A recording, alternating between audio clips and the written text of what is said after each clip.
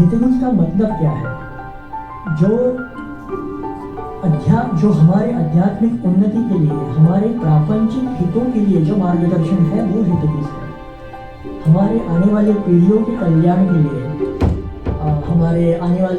हमारी संस्कृति के संरक्षण संवर्धन के लिए, व्यक्तिगत, देश विदेश, वैश्विक शांति के लिए जो मार्गदर्शन है वो हितगुज है।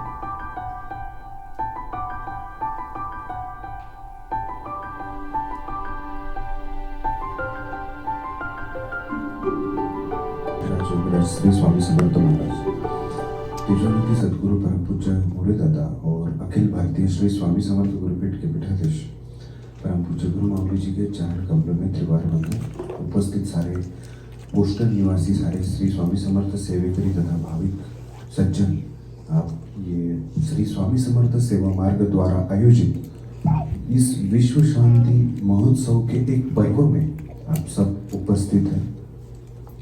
आप सभी को श्री स्वामी समर्थ महाराज जी के बारे में जानकारी है।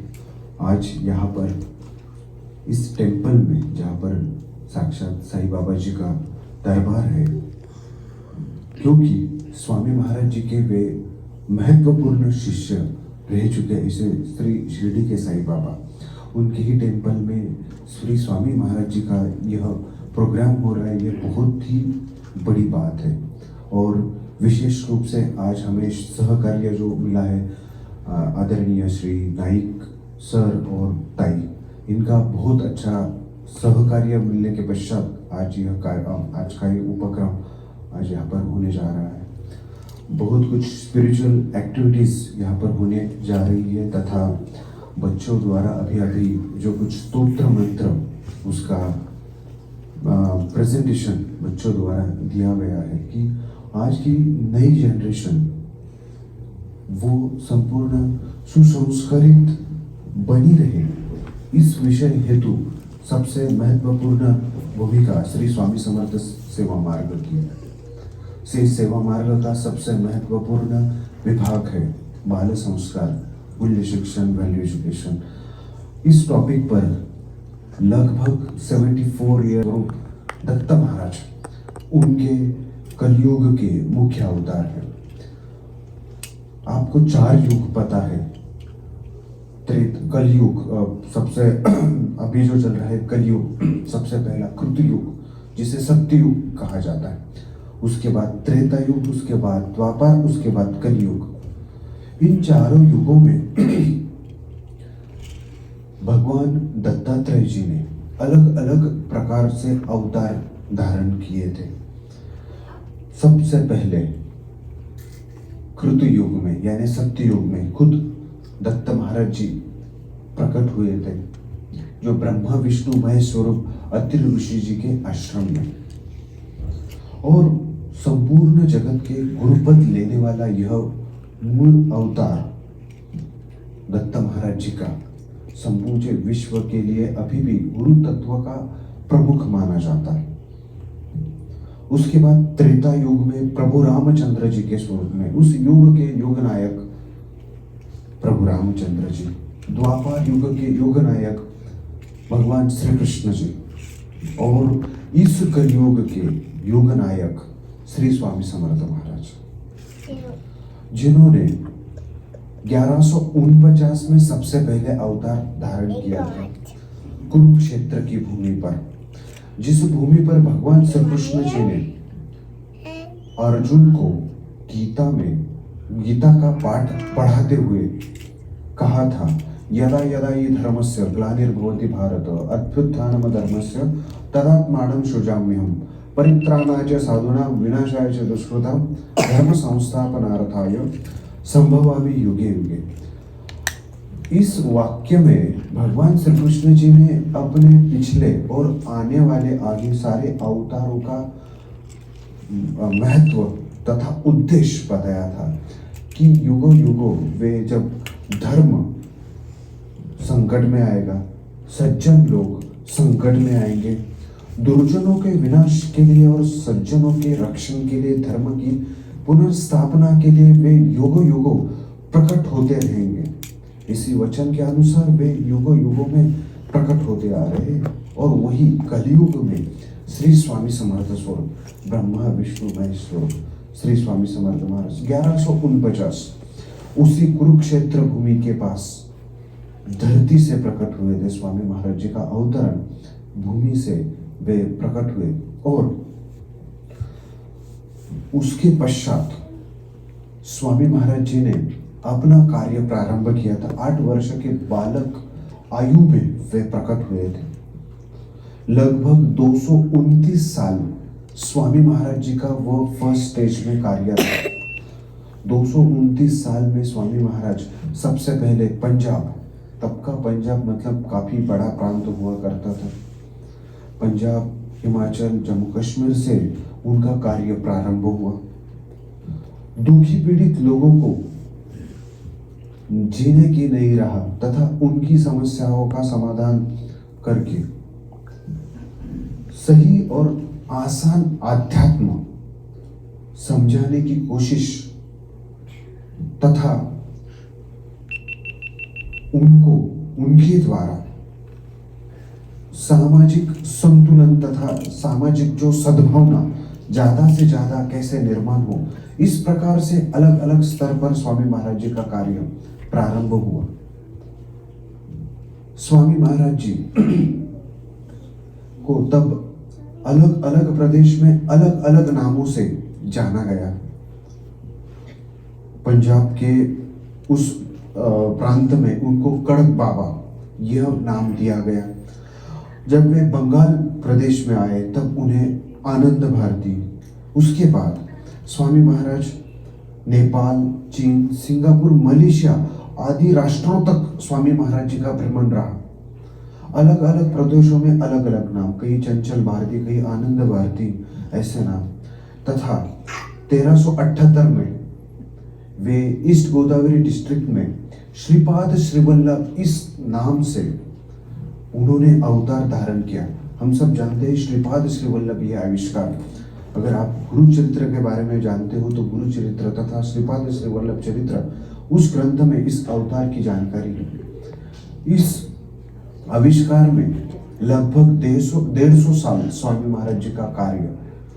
इस आविष्कार में स्वामी महाराज जी ने श्रीपाद श्रीवल्लभ इस आविष्कार में आंध्र प्रदेश पिठापुर समूचे भारतवर्ष के विभिन्न प्रकार के सन्यासी संप्रदाय, इन सन्यासी संप्रदायों को अलग प्रकार से मार्गदर्शन किया। उनको वापस ऐसे समझाया कि जो दुखी पीड़ित लोग हैं उनको आप सही और सिंपल आध्यात्म समझाइए।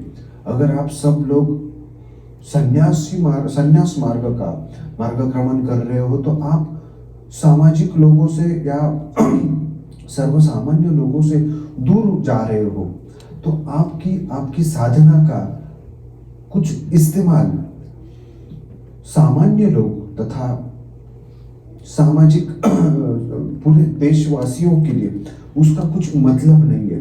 आप लोगों को सिंपल आध्यात्म समझाइए। इस प्रकार उन्होंने पूरे भारतवर्ष के कई सारे सन्यासी संप्रदायों को भी मार्गदर्शन किया तथा समूचे भारतवर्ष का वापिस एक बार भ्रमण किया। उस आविष्कार के पश्चात पुनः नृसिंह सरस्वती यह आविष्कार महाराष्ट्र के कारंजा गांव में उन्होंने यह अवतार धारण किया। 1528 से लेकर लगभग 1678, लगभग 150 साल इसी भी आविष्कार में स्वामी महाराज जी ने लगभग 150 साल अलग अलग भारत वर्ष के तीर्थ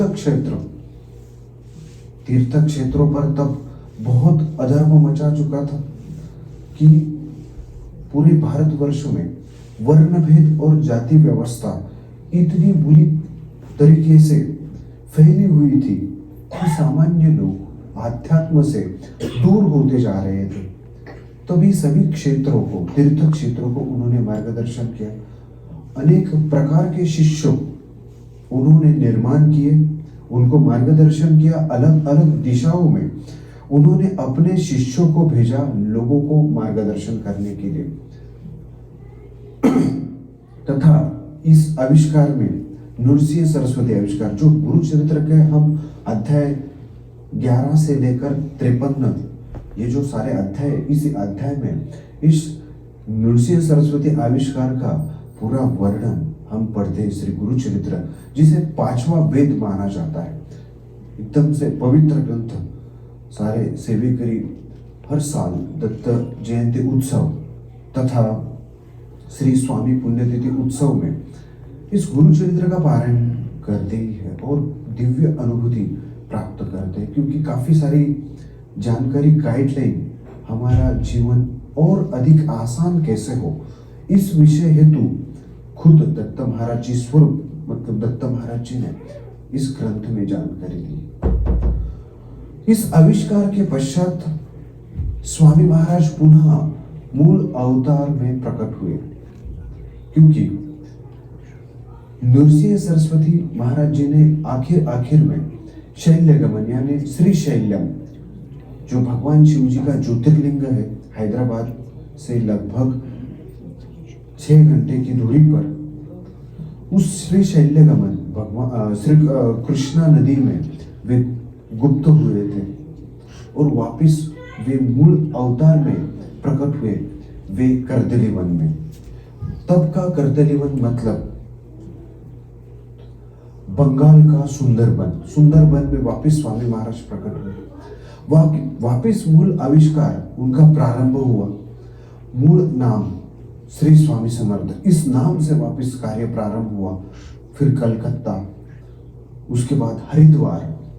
ये वर्णन, आविष्कारों का वर्णन हम श्री स्वामी चरित्र सारामृत ग्रंथ में हम पढ़ते हैं। इस ग्रंथ में इस आविष्कार का वापिस वहां पर वर्णन किया गया है 2nd अध्याय में, कि स्वामी महाराज ये नृसिंह सरस्वती आविष्कार के पश्चात वापिस एक बार श्री स्वामी समर्थ, इस नाम से वापिस उनका आविष्कार प्रारंभ हुआ।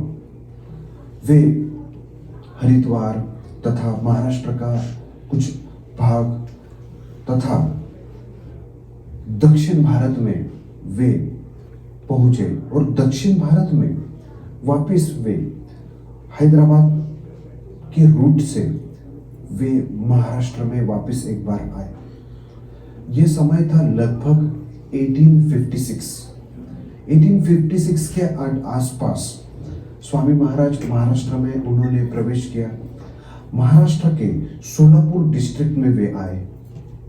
वहां पर प्रज्ञापुर नाम का एक गांव, वहां पर स्वामी महाराज कुछ साल बाद आए।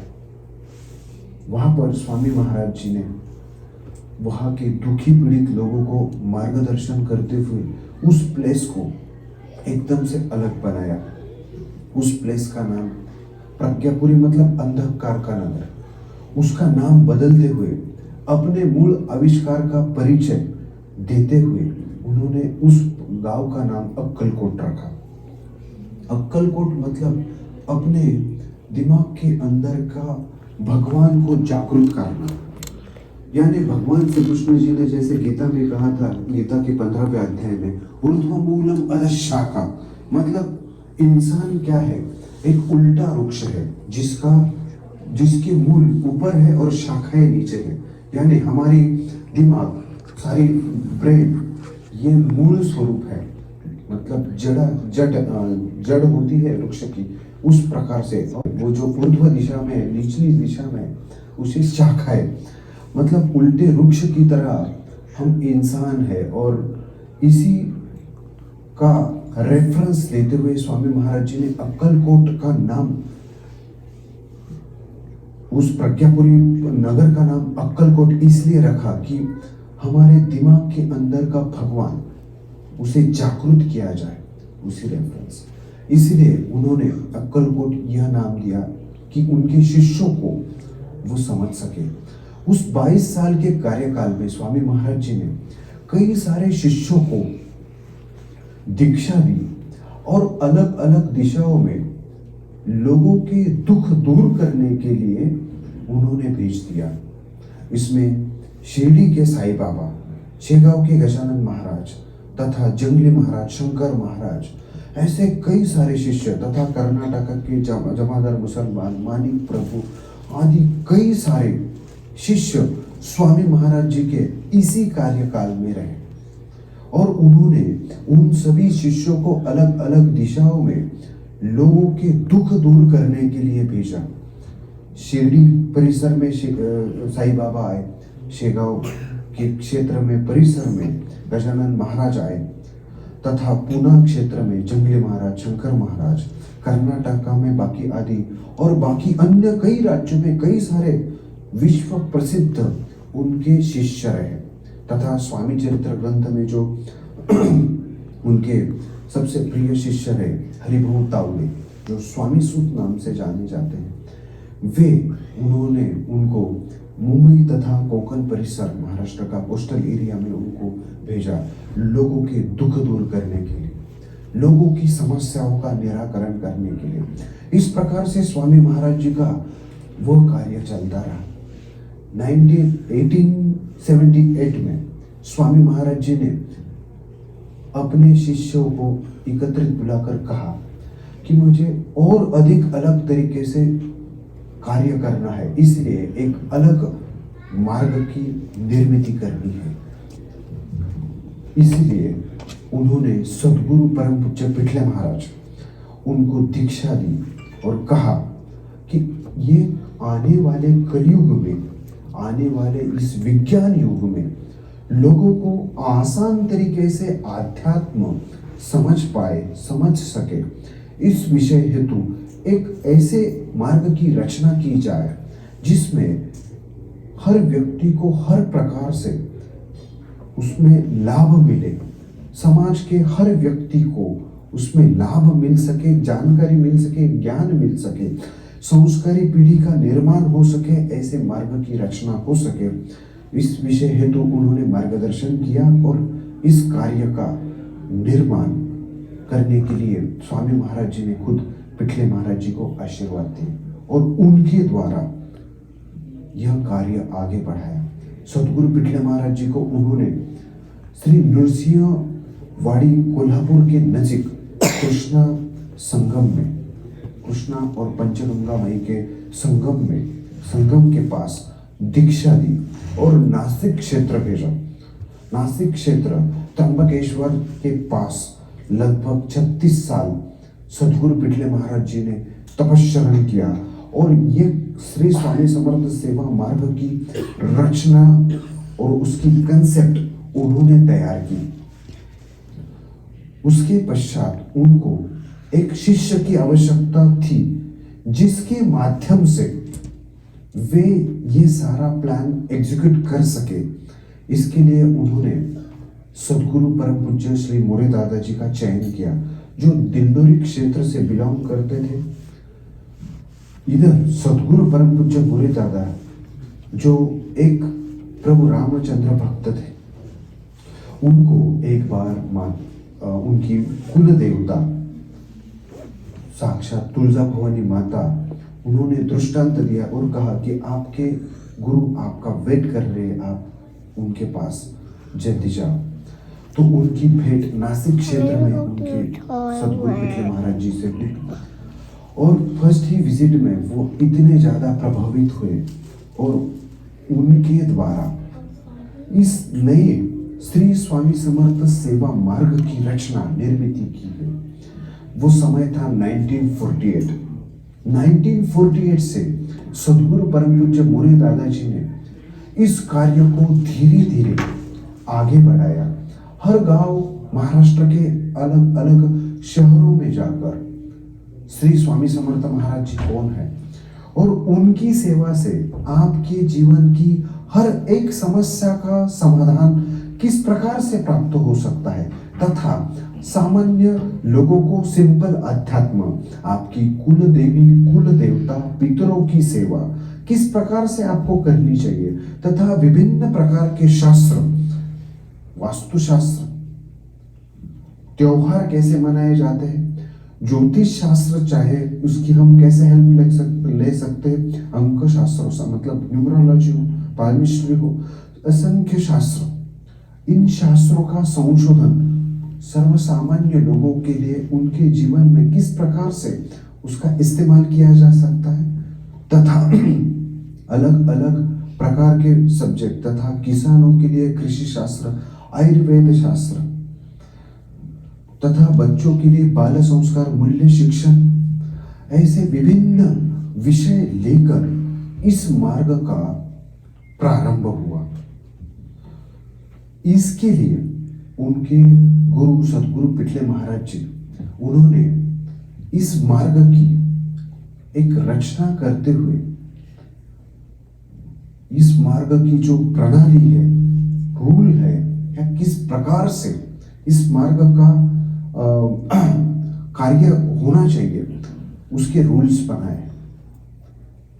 इसके लिए सबसे पहले सेवा मार्ग की आरतियां वो खुद सदगुरु परम पूज्य मोरे दादा और पिटले महाराज जी ने इस सेवा मार्ग की जो आरतियां है, जो हम आरतियां करते हैं, उसकी रचना निर्मित की, तथा सर्वसामान्य लोग, नॉर्मल लोग, हर एक व्यक्ति को आसान तरीके से सारे आध्यात्मिक सेवाएं आ सके, इसलिए ये सेवा मार्ग एकदम आसान लोगों तक समझाने की कोशिश सदगुरु परम पूज्य मोरे दादा करते हुए, इसके लिए श्री स्वामी समर्थ सेवा केंद्र, यह कंसेप्ट उन्होंने निर्माण की।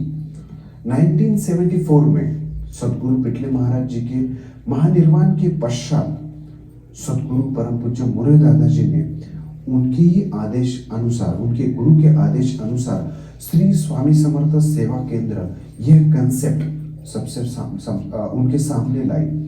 हर एक गांव, हर एक शहर में एक श्री स्वामी समर्थ सेवा केंद्र हो। यह केंद्र, इसका मतलब क्या है? केंद्र इसका मतलब किसी भी प्रकार से मंदिर, मठ या जो मंदिर जैसा नहीं, ये ऐसा एक स्थान सेवेकरियों का कि वहां पर सेवेकरी आकर स्वामी महाराज जी की सेवा कर सके, लेकिन इस सेवा के पश्चात वे अपना समय, कार्य समाज के विकास हेतु, राष्ट्र के विकास हेतु, लोगों की समस्या निराकरण हेतु समय दे सके, ऐसा एक स्थान जिसे श्री स्वामी समर्थ सेवा केंद्र कहा जाता है। जिस सेवा केंद्र का मुख्य बेस ये है 20% अध्यात्म और 80% समाज कार्य। यानी जब हम सेवा मार्ग में सेवाएं करते हैं, सेवा केंद्र में जो सेवाएं करते हैं, आरती, अपनी पर्सनल सेवाएं, चाहे वो स्वामी महाराज जी का जाप, स्वामी चरित्र सारामृत आदि सेवाएं, आरतियां जो हम करते हैं, ये 20% अध्यात्म में इंक्लूड किया जाता है, और 80% जो बचा हुआ जो अध्यात्म समाज कार्य है, इसमें हम लोगों की समस्या का निराकरण, बाल संस्कार से लेकर जो सेवा मार्ग के कुछ 18 विभाग जो परम पूज्य गुरु माऊली जी ने निर्माण किए हैं, उन सभी विभागों द्वारा कार्य करना, मतलब हमारा 80% समाज कार्य, जो सारे लोगों की पर्सनल तथा अपनी अपनी सारी समस्याओं का निराकरण करने के लिए ये सेवा मार्ग कार्य करता है। इस विषय हेतु सदगुरु परम पूज्य मोरे दादा जी ने इस सेवा केंद्र की निर्मित की चयन किया, और कुल महाराष्ट्र में 1988 तक लगभग 150 से अधिक श्री स्वामी समर्थ सेवा केंद्र की निर्मित की। यह साल जो 2022 है, यह हम सदगुरु परम पूज्य मोरे दादा जी का जन्म शताब्दी महोत्सव ऐसा सेलिब्रेट कर रहे हैं पूरे भारत भर में, विश्व भर में। तो ये उनका 100वां ये जन्म शताब्दी साल है। हम उनको एक आदरांजलि, ज़्यादा से ज़्यादा सेवा मार्ग का प्रचार प्रसार करते हुए दे रहे हैं। 1988 में उनके महानिर्वाण के पश्चात सदगुरु परम पूज्य मोरे दादा जी के पश्चात परम पूज्य गुरु माऊली जी ने ये कार्य इतने ज़्यादा स्पीड में आगे बढ़ाया। इस मार्ग में ये जैसे पहले केवल बाल संस्कार, समस्या समाधान, यज्ञ आदि प्रशिक्षण आदि विभाग कार्यरत थे, उसके गुरु माऊली जी ने और आगे बढ़ाते हुए इन विभागों को और अधिक विकसित करते हुए और अधिक विभागों की निर्मित सहज और तथा लोगों को अधिक आसानी से आध्यात्म समझ सके, इस विषय हेतु इस मार्ग को 18 विभागों में विभाजित किया, जिसमें सबसे पहले मूल्य शिक्षण, बाल संस्कार, शिशु संस्कार, गर्भ संस्कार तथा विवाह संस्कार, यज्ञ यागादि प्रशिक्षण, समस्या समाधान तथा किसानों के लिए कृषि विभाग, वास्तुशास्त्र विभाग, त्योहार सन, जो हमारे जो त्योहार सेलिब्रेट करते हैं वो किस प्रकार से करनी चाहिए, तो भारतीय संस्कृति अस्मिता यह विभाग तथा बाकी अन्य ऐसे कुल 18 विभाग सेवा मार्ग के कार्यान्वित है। उन सभी विभागों द्वारा परम पूज्य गुरु माऊली जी सभी लोगों की समस्या, हर प्रकार की, आपके जीवन में किसी भी प्रकार की समस्या, उस समस्या के ऊपर समस्या समाधान में समाधान पाया जाता है। चाहे आपके जीवन में कई बार लोगों के जीवन में ऐसी समस्या होती है, घर में अनबन होना, पति पत्नी में तनाव, घर में झगड़े या बच्चों की समस्याएं, बच्चों की हेल्थ की समस्याएं, किसी भी प्रकार की हेल्थ की समस्या, घर में किसी को बुरी आदतें होना, इन सभी प्रकार की समस्याओं का समाधान इस श्री स्वामी समर्थ सेवा मार्ग में दिया जाता है तथा आध्यात्म वैज्ञानिक दृष्टिकोण से समाज के सामने, लोगों के सामने रखा जाता है। ये सबसे विशेष बात श्री स्वामी समर्थ सेवा मार्ग की है कि किसी भी प्रकार की अंधश्रद्धा का प्रचार प्रसार नहीं किया जाता। सभी जो बातें समझाई जाती है पूरी तरह वैज्ञानिक दृष्टिकोण से बेस होने का दावा करती है। तो इस श्री स्वामी समर्थ सेवा मार्ग की सारी एक्टिविटीज ये साइंटिफिकली उसको प्रूव किया जाता है तथा इस प्रकार से समझाया जाता है। सेवा मार्ग का हर एक विभाग, बाल संस्कार से लेकर सेवा मार्ग का वास्तुशास्त्र तक, सारे विभाग को एक साइंटिफिक बेस दिया गया है और इस कार्य को परम पूज्य गुरु माऊली जी ने आगे बढ़ाते हुए केवल महाराष्ट्र ही नहीं, आज समूचे भारतवर्ष में लगभग 21 राज्यों में और भारतवर्ष के बाहर लगभग 21 देशों में 7,500 सेवा मार्ग के सेंटर्स आज कार्यान्वित है और लगभग 15 करोड़ सेवेकरी इस श्री स्वामी सेवा मार्ग से जुड़े हुए हैं, क्योंकि इतनी ज्यादा अनुभूति सेवेकरी इस श्री स्वामी समर्थ सेवा मार्ग से ले रहे हैं। लगभग 75 साल से इस श्री स्वामी समर्थ यह सेवा मार्ग कार्य कर रहा है। सदगुरु परम पूज्य गुरु दादा परम पूज्य गुरु माऊली जी आज इतने सालों से यह कार्य कर रहे हैं, इसलिए लोगों को बहुत अलग अलग प्रकार की, विभिन्न प्रकार की अनुभूति इस सेवा मार्ग द्वारा प्राप्त हो रही है। सेवा मार्ग का बाल संस्कार यह ऐसा अनोखा विभाग है जिसमें कई लाखों बच्चे आज मूल्य शिक्षा इस विभाग द्वारा, मूल्य शिक्षा द्वारा जानकारी तथा ज्ञान प्राप्त करते हुए आगे बढ़ रहे हैं कि बच्चों में इतनी अच्छी डेवलपमेंट दिख रही है। आपने देखा कि बाल संस्कार के यहाँ के बच्चे किस प्रकार से विभिन्न प्रकार के स्तोत्र मंत्र का पठन कर रहे हैं। केवल स्तोत्र मंत्रों का पठन यह बच्चों को सिखाना बाल संस्कार का उद्देश्य नहीं है। बाल संस्कार यह सब्जेक्ट इतना डीप है कि ये तो केवल एक उसका प्रारंभिक रूप है, लेकिन इसके साथ बच्चों को अलग अलग प्रकार का प्रशिक्षण तथा अलग अलग प्रकार की डेवलपमेंट, तो फिजिकल डेवलपमेंट हो, मेंटल डेवलपमेंट तथा सोशल उनकी डेवलपमेंट, इस प्रकार से अलग अलग प्रकार की डेवलपमेंट बच्चों को दी जाती है इस मूल्य शिक्षण तथा बाल संस्कार में। इसमें सबसे बेस्ट होता है बड़ों का आदर करना, माता पिता का आदर करना। तो बच्चों को सबसे पहली शिक्षा दी जाती है कि पहले डेली बच्चों को सिखाया जाता है कि अपने माता पिता का वे दर्शन करें। दर्शन यानी माता पिता के चरणों में अपना मस्तक रख कर उनका अभिवादन करें, उनका दर्शन करें। ये सबसे बेसिक तत्व बाल संस्कार का बच्चों को सिखाया जाता है। तथा आज के जनरेशन के बच्चे, तथा ये तो 21st सेंचुरी है क्योंकि ये पूरा नया एरा है, तो बच्चे जल्दी माता पिता के कैसे दर्शन करें, उनको तो उसके पीछे का साइंस सिखा, तभी वो बच्चे इस चीज़ों को फॉलो करते हैं, अन्यथा बच्चे ऐसे सुनते नहीं। इसलिए बच्चों को इसके पीछे का साइंस भी समझाया जाता है कि माता पिता का दर्शन करने में क्या लॉजिक है, क्या साइंस है। जैसे विज्ञान में बताया जाता है कि हर एक चीज़, वेदर इट इज लिविंग और नॉन लिविंग, वो हर एक चीज़ परमाणु से बनी है। परमाणु यानी जिसमें प्रोटॉन, न्यूट्रॉन, इलेक्ट्रॉन्स होते हैं। तो ये हर एक चीज़ परमाणु से बनी हुई है, जिसमें प्रोटॉन, न्यूट्रॉन, इलेक्ट्रॉन्स होते हैं।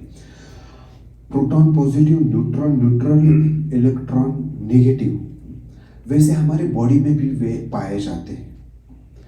जब हम माता पिता का दर्शन करते हैं तो माता पिता हमें आशीर्वाद देने के लिए उनके मन में पॉजिटिव चीज़ें बढ़ जाती है, जो आशीर्वाद रूप वो बच्चों को देना चाहते हैं।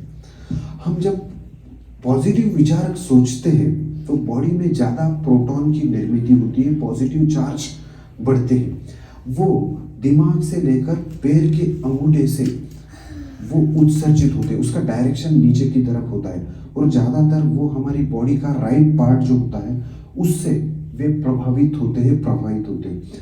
जब कभी हम पैर के अंगूठे को स्पर्श करते हैं तो ज़्यादा ये प्रोटॉन एक बॉडी से लेकर दूसरे बॉडी में भी वो ट्रांसफर हो सकते हैं।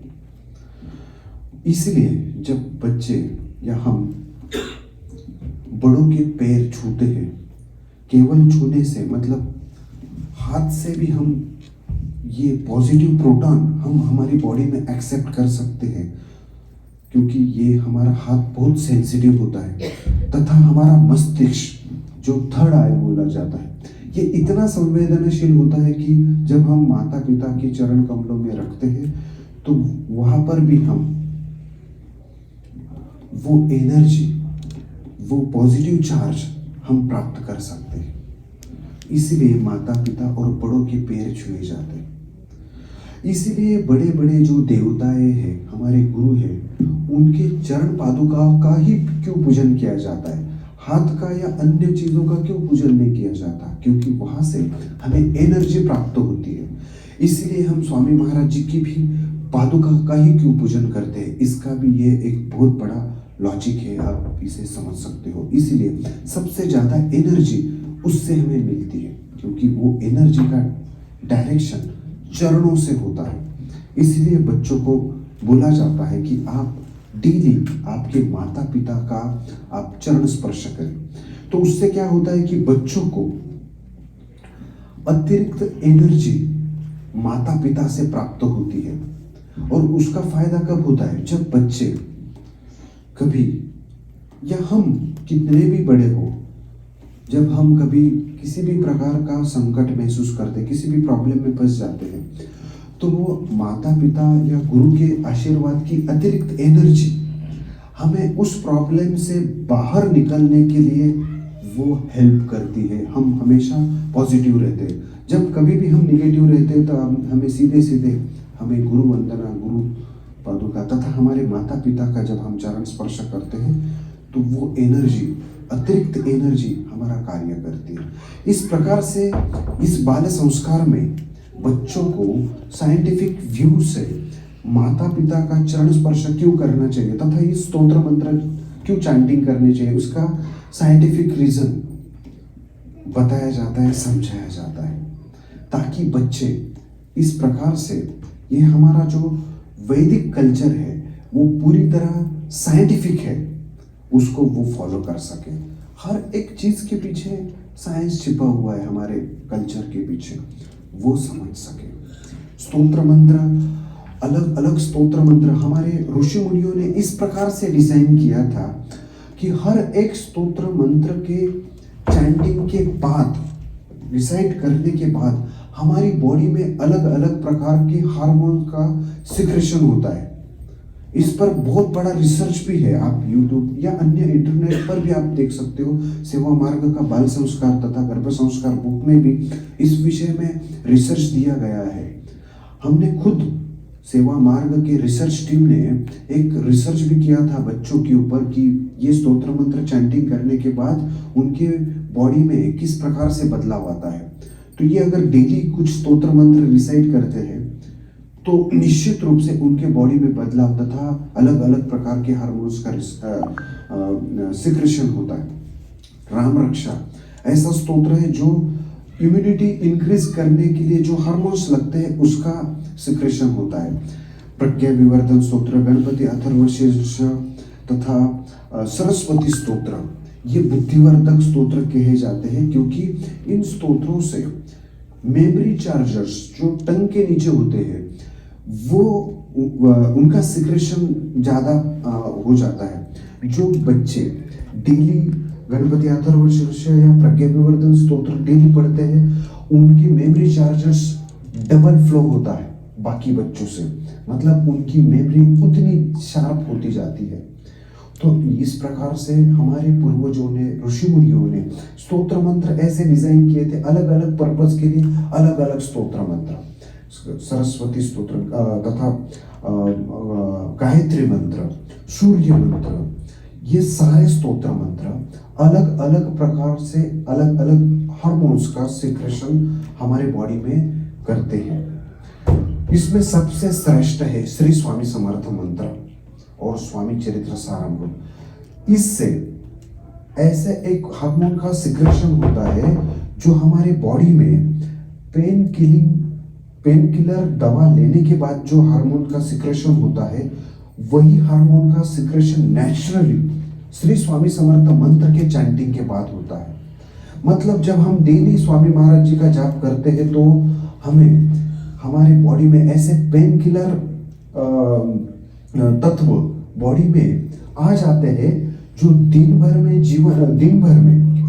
जो भी हमें कुछ प्रॉब्लम हो, समस्या हो, उसके ऊपर हम जल्दी, मतलब कितनी भी बड़ी समस्या हो हम इजीली उस समस्या का निराकरण कर सकते हैं। या कितनी भी बड़ी हमें मानसिक रूप से किसी भी प्रकार का कोई तान तनाव है, वो तान तनाव या वो स्ट्रेस या स्ट्रेन हो, उसे हम केवल इस चैंटिंग से दूर कर सकते हैं। इसके पीछे भी एक बहुत बड़ा साइंस है, लॉजिक है। इसलिए इस श्री स्वामी समर्थ सेवा मार्ग द्वारा इन सभी स्तोत्र, मंत्र और सेवाओं का साइंटिफिक व्यू भी बताया जाता है, क्योंकि न्यू जनरेशन है उनको भी इसी प्रकार से ये हमारा कल्चर, संस्कृति साइंटिफिक व्यू से समझाने की कोशिश की जाती है, क्योंकि ये बहुत बड़ा सब्जेक्ट है। ऐसे सारे बातें सेवा मार्ग द्वारा आप इस व्यू द्वारा समझाए जाते हैं। तो ये सेवा मार्ग का मूल्य शिक्षण, बाल संस्कार तथा सेवा मार्ग का एक बेसिक विभाग ये भी है शिशु संस्कार 0 to 3 और 3 to 6। इस एज ग्रुप में भी बच्चों के ऊपर, शिशुओं के ऊपर बहुत अच्छी तरीके से अलग लेवल पर आप संस्कार कर सकते हैं, जिसे आप उनके जो 5 सेंसेस है वो 5 सेंसेस के डेवलपमेंट के ऊपर इस विभाग में आपको जानकारी दी जाती है। पेरेंट्स लोगों को इसके ऊपर सिखाया जाता है कि इस उम्र के बच्चों को हम और अधिक कैसे डेवलप कर सकते हैं, क्योंकि छोटी उम्र में ब्रेन डेवलप होता रहता है। तब हम जितनी ज़्यादा संस्कार, जितना ज़्यादा बच्चों को ज्ञान दे सकते हैं वो उतना ज़्यादा लाभदायक होता है। इसलिए इस विभाग को बहुत साइंटिफिक तरीके से शिशु संस्कार इस सेशन द्वारा समझाया जाता है और इसका रिजल्ट हमने पिछले 3-4 सालों में ऐसे देखा है कि महाराष्ट्र में ऐसे इतने एक्स्ट्रा ऑर्डिनरी बच्चे इस शिशु संस्कार द्वारा निर्माण हुए हैं जो एकदम एक्स्ट्रा ऑर्डिनरी, लगभग 3 साल के बच्चे जो इतनी जानकारी स्टोर कर सकते हैं, आप बिलीव करोगे नहीं, आपको उसके वीडियोस यूट्यूब पर दिखाई देंगे कि 3 साल की बच्ची जो 195 कंट्रीज के फ्लैग आइडेंटिफाई करती है या उस कंट्री का नाम कैपिटल बता सकती है, 500 ट्रीज आंख पर पट्टी रखकर वो आइडेंटिफाई कर सकते हैं। एक बच्चा ऐसा है कि वो फैमिली ट्री लगभग 22 मंथ का है, वो बच्चा जिसे अभी अभी बोलना उसने प्रारंभ किया है, उस बच्चे ने फैमिली ट्री के पूरे नाम वो पढ़कर बताता है। उसे किसी भी प्रकार के अल्फाबेट सिखाए नहीं, केवल flash memory, flash card, dot card, encyclopedia cards, इसका कैसे इस्तेमाल करना है इस कम उम्र में, इस टेक्निक द्वारा उसको कैसे डेवलप किया जा सकता है। केवल दिन भर में केवल 1 घंटा उनको वो हम अगर पढ़ा सकते हैं तो उनको हम बहुत एक्स्ट्रा ऑर्डिनरी बना सकते हैं, क्योंकि बच्चों की जो न्यूरॉन, ब्रेन के जो न्यूरॉन जुड़ने का जो उम्र होती है लगभग 2.5 साल तक, उनकी न्यूरॉन कंप्लीट होने की प्रोसेस वो 2.5 साल तक होती है। उस टाइम में जितना हम ज़्यादा उनको अलग अलग प्रकार का अलग लेवल पर का ज्ञान दे सकते, उतना उनके लिए लाभदायी होता है। तो उसमें 5 सेंसेस का डेवलपमेंट, ट्रीटमेंट, थेरेपी सेवा मार्ग के शिशु संस्कार विभाग में बताया जाता है, समझाया जाता है। 5 सेंसेस मतलब हमारे आँख, कान, नाक तथा हमारा टेस्ट और स्पर्श, ये हमारे 5 सेंसेस है।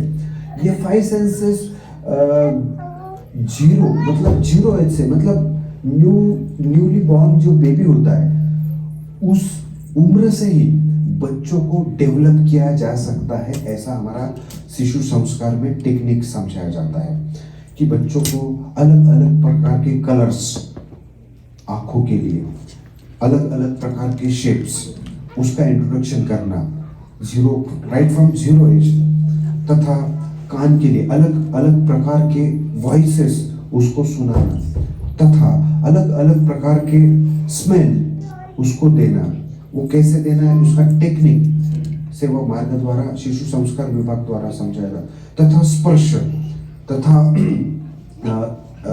ये आपका टेस्ट, स्मेल, ये अपना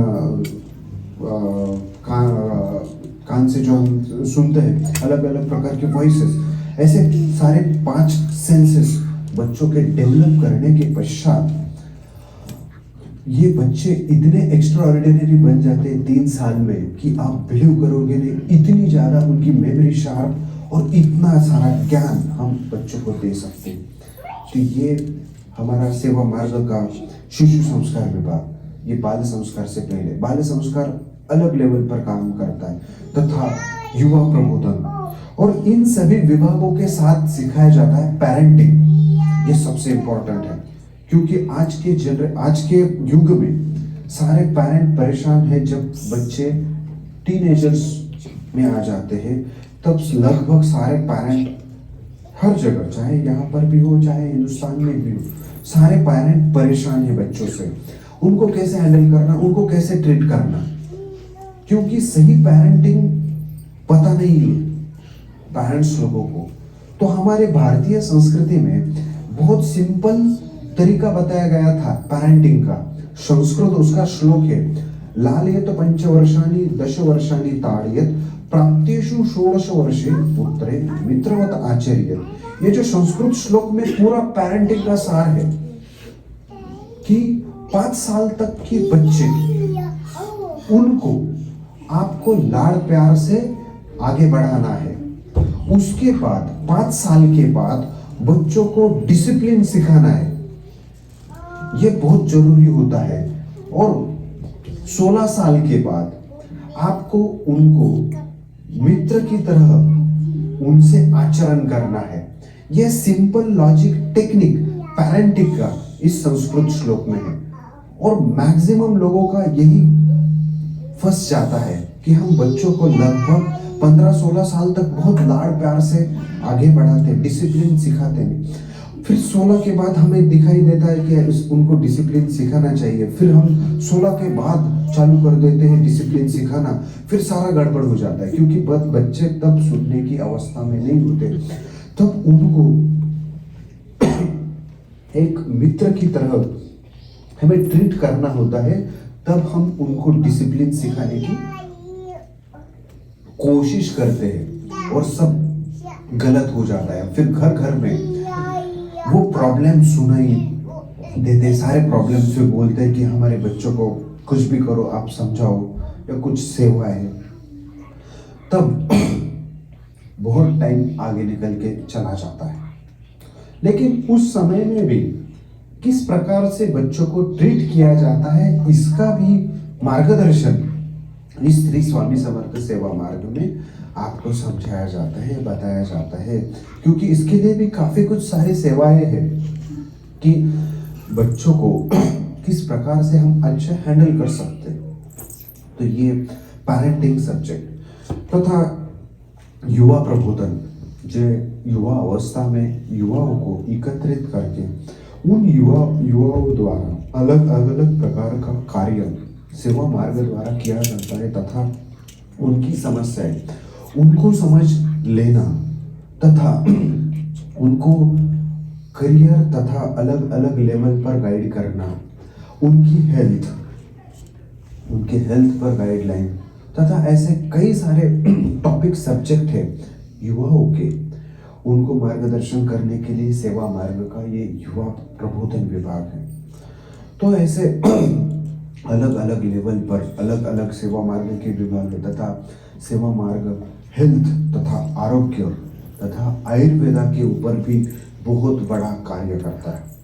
क्योंकि ये जो हमने पेंडेमिक के बाद सब लोग अलर्ट हो चुके हैं कि किस प्रकार से हम हमारा हेल्थ अच्छा रख सकते हैं, और आयुर्वेदा की तरफ भी लोग अब आने की कोशिश कर रहे हैं। इसके लिए सही गाइडलाइन जरूरी है, इसलिए सेवा मार्ग का आयुर्वेद तथा हेल्थ जो विभाग है इसके ऊपर बहुत अच्छी तरीके से गाइड करता है। क्योंकि हमारे किचन में ही ऐसी कई सारी चीजें हैं जिसके द्वारा हम हमारी हेल्थ अच्छी रख सकते हैं।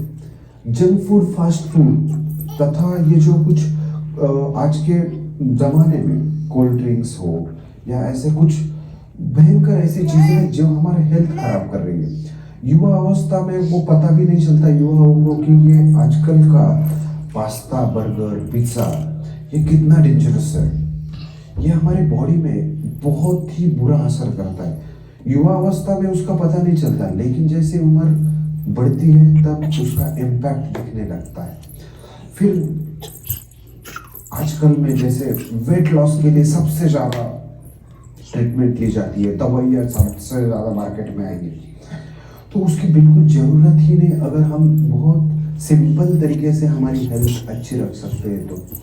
तो किचन में हमारा जो पुराने ज़माने में हमारे हिंदुस्तान में जो मसाले का डिब्बा था वो सबसे ज़्यादा उसमें आयुर्वेदीय इंग्रेडिएंट्स थे। सबसे इम्पोर्टेंट इंग्रेडिएंट्स उसमें था हल्दी, जो इम्यूनिटी बढ़ाने के लिए कई सारे जो संसर्गजन्य रोग है उसकी रोकथाम करने के लिए हल्दी का इस्तेमाल किया जाता है। या कोविड पेंडेमिक में तो सबसे इम्पोर्टेंट तो हल्दी ने काम किया था। हल्दी के साथ थोड़ा गुड़ यानी जैगरी, ये कॉम्बिनेशन लेकर भी कई लोगों को उसका बहुत अच्छा रिजल्ट मिला है।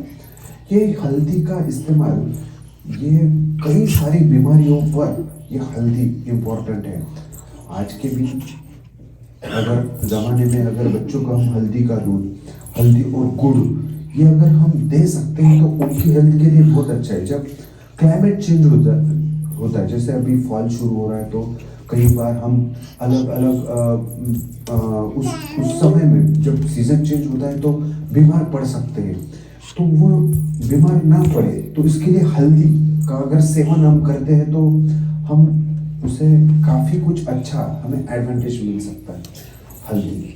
उसके बाद उस मसाले के डिब्बे में बाकी कुछ इंग्रेडिएंट्स है। ब्लैक पेपर, ये ब्लैक पेपर इतना इम्पोर्टेंट है क्योंकि हमारे हिंदुस्तान में जो सबसे ज़्यादा तीखा पहले होता था 16वीं सदी से पहले, वो होता था ब्लैक पेपर। ब्लैक पेपर से ज़्यादा हम तीखा नहीं खाते थे। ये जो रेड चिली वगैरह आई है वो मेक्सिको शायद और लैटिन अमेरिका या अन्य प्रदेशों से हिंदुस्तान में बाद में आई, जो हम हरी मिर्च कहते हैं। वो अन्य प्रदेशों से भारतवर्ष में आई थी, जो अंग्रेज लोग हिंदुस्तान में बाद में लेके आए। लेकिन हमारे हिंदुस्तान में सबसे ज़्यादा तीखा ब्लैक पेपर हुआ करता था कि तीखा मतलब डालना है, मतलब जैसे हम आज लाल मिर्च का इस्तेमाल करते हैं, मसाले का जो इस्तेमाल करते हैं, तो वो ब्लैक पेपर का इस्तेमाल किया जाता था। वो इतनी औषधि है ब्लैक पेपर की, अलग अलग बीमारियाँ, आपको हार्ट डिसीज के बारे में तो सबसे ज़्यादा ब्लैक पेपर आपको इफेक्ट करता है। वेट लॉस करने के लिए भी सबसे इम्पोर्टेंट ये ब्लैक पेपर है कि जिस किसी व्यक्ति को अगर हार्ट से रिलेटेड कुछ समस्याएं हैं, ब्लॉकेजेस है, हार्ट या कोलेस्ट्रॉल बढ़ गया हो, तो कोलेस्ट्रॉल कम करने के लिए, ब्लॉकेजेस को रिकवर करने के लिए ये ब्लैक पेपर और गार्लिक, लहसुन, ये अगर एकत्रित डेली चबाकर खाने से आपका ब्लॉकेजेस निकल सकता है तथा बॉडी का कोलेस्ट्रॉल लेवल कंप्लीटली डाउन करने के लिए सबसे आसान सिंपल तरीका हमारे किचन में ही मसाले के डिब्बे में, तथा उसमें दालचीनी या तथा अन्य जो इंग्रेडिएंट है मसाले के डिब्बे में पहले इस्तेमाल किए जाते थे, वो सभी अलग अलग बड़े बड़े डिसीज के लिए इस्तेमाल किए जाते थे। बड़े बड़े डिसीज को क्योर करने की क्षमता हमारे पुराने ज़माने के जो मसाले के डिब्बे में जो इस्तेमाल किए जाने वाले वस्तुएं थे उसमें उपयुक्त वो होता था। तथा हमारे भारतीय कल्चर में अलग अलग पौधे, जैसे ये शायद ये कौन सा पौधा है, वटवृक्ष। हमारे भारतीय संस्कृति में ये ऐसे कुछ पौधे हैं जो इतने जबरदस्त है, जैसे ये वटवृक्ष है। वटवृक्ष, तुलसी, पिंपल, जो पीपल का है, बरगद, इसको बरगद का कहते हैं, वटवृक्ष को बरगद कहते हैं। तथा नहीं, बरगद यानी औदुंबर नहीं, वड़, हाँ वड़ मतलब कि बरगद है, ठीक है। ये औदुंबर वृक्ष आपको पता होगा, उम्बर बोलते हैं या उसे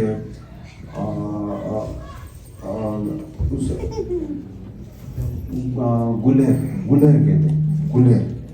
ये जो वृक्ष है, तथा बिल्वपत्र, बेल वृक्ष, ये जो 5 ऐसी वनस्पति है, भारतीय संस्कृति में इसे सबसे ज्यादा उसका महत्व है, उसका पूजन किया जाता है। क्यों किया जाता है? क्योंकि एनवायरमेंट, नेचर के लिए सबसे इंपॉर्टेंट ये 5 वृक्ष है, क्योंकि ये 24/7 ऑक्सीजन देते हैं और सबसे ज्यादा ओजोन का जो निर्माण है वो तुलसी करती है।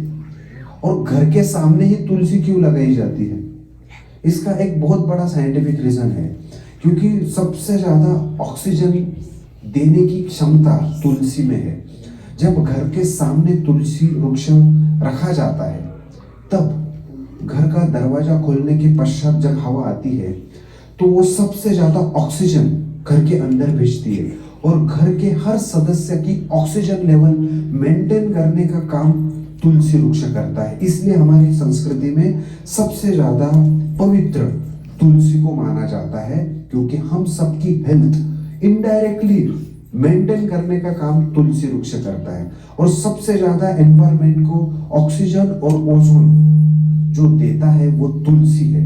और सेकंड वटवृक्ष, पिंपल तथा बिल्व और औदुंबर, ये जो है बाकी अन्य, ये सबसे ज्यादा ऑक्सीजन देने वाले 24/7 ऑक्सीजन देने वाले वृक्ष हैं। औदुंबर वृक्ष जो जिसको दत्त महाराज जी का वास्तव समझा जाता है, उसका स्वरूप समझा जाता है, इसका भी एक अलग रिसर्च है। ये औदुंबर वृक्ष ऐसा है कि उसके आप अगर संपर्क में भी आते हो तो आपको आपकी किसी भी प्रकार की अगर मानसिक रूप से या मेंटल कोई भी डिसीज हो, वो क्योर करने की क्षमता औदुंबर वृक्ष में है।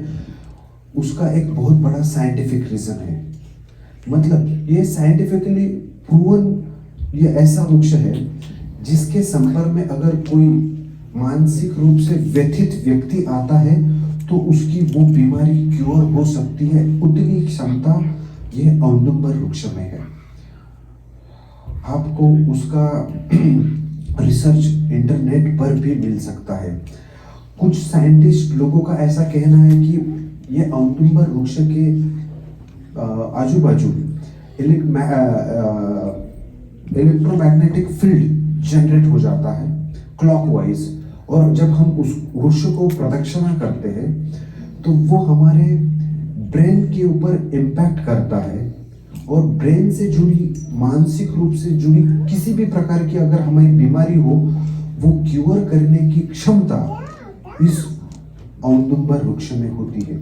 इसलिए हम औदुंबर वृक्ष की प्रदक्षिणा करते हैं और उसमें हमारा किसी भी प्रकार का जो मानसिक आजार बीमारी हो वो क्योर हो सकता है, इतनी क्षमता है।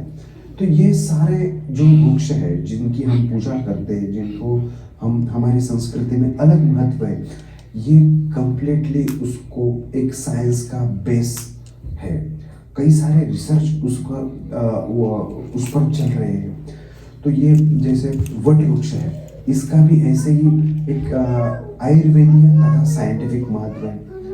बिल्व वृक्ष है, इसका भी एक साइंटिफिक महत्व है कि बिल्व के पत्ते, अगर कोई व्यक्ति का शुगर लेवल, डायबिटीज हो, वो कंट्रोल करने के लिए जो व्यक्ति सुबह खाली पेट 3 बिल्व के पत्ते चबाकर अगर खाते हैं तो आपकी शुगर जो इंसुलिन लेवल है वो बैलेंस हो जाती है। डायबिटीज हो तो वो कंट्रोल में रहता है।